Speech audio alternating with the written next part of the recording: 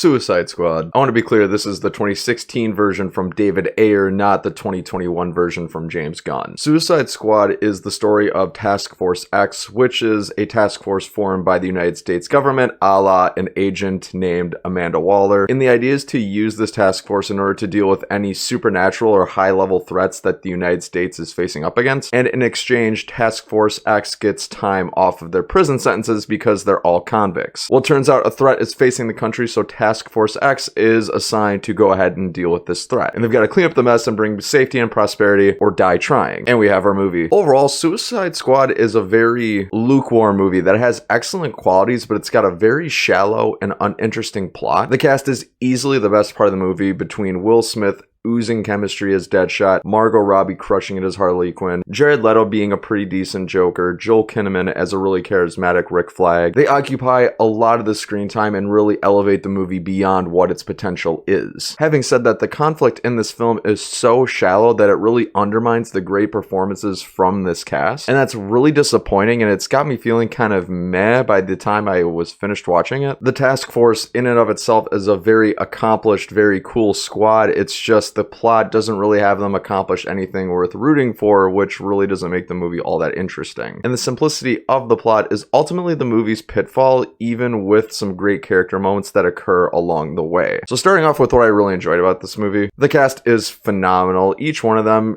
most of them actually, are Academy Award nominees, and some of them are even award winners at minimum. The cast carries the movie. There's not one bad performance throughout its entirety, not even a bit of dialogue where I was like, ooh, that delivery was kind of choppy. And each one of them brings this unique DNA to their characters and makes them very charismatic, a lot of fun, and really, really dark at some points. Each character is made worth watching by the performance of their respective cast member. They just add a certain charismatic and very gravitas performance to said character. They really lean in, which really highlights each character's quirks and qualities. And also, there's some underrated solid character development in Suicide Squad. With so many characters that you can have in a movie, it does a great job of exploring at least the most important ones to beyond just a surface level exploration. The movie gives you an adequate amount of screen time to kind of dig into their pasts a little bit and how they get to where they are now, and also what they're ultimately fighting for. It really humanizes each of these characters beyond just being convicts or anti-heroes, so to speak. We get the perspective of who they are as individuals at the beginning of the film, which flows nicely into how they form as a team and how they endure the conflicts that they face. It's a nice flow, keeps the movie moving along, and it really makes it an enjoyable experience. And along that route, their values and identities as individuals and as a squad are really challenged, and you get to see the conflict and that inner turmoil within them, which end up being the main highlights of the movie at large. Now, what did I not like so much about this movie? There's not a whole lot I didn't like, but the fact that the plot is very underwhelming, uninteresting, and not clever really drags down the remainder of what could have been a pretty good movie. Task Force X was ultimately designed to combat special enemies, but the plot that the movie gives it fails to provide a compelling conflict that made their journey worth rooting for and empathizing with, and I just couldn't get on board with the entire task force because of that fact. And when you can't get on board with it, it's just really hard wanting to get in there and enjoy the movie as a whole. And it creates a really interesting conundrum because you get to know these characters and you want them to succeed, but you can't buy into the conflict that they're fighting for, so you kind of are in between a rock and a hard place. The cause is just meaningless and therefore really difficult to support. And I would argue because of that the cast saves the movie, because if both the cast and the plot were poor, this movie would have been a dumpster fire. So friends, at the end of the day, I'm gonna have to give Suicide Squad a 6 out of 10. It was okay, and I'd ultimately recommend seeing it. Friends, have you seen Suicide Squad, the 2016 David Ayer version? What did you think of it? You know where the comment section is.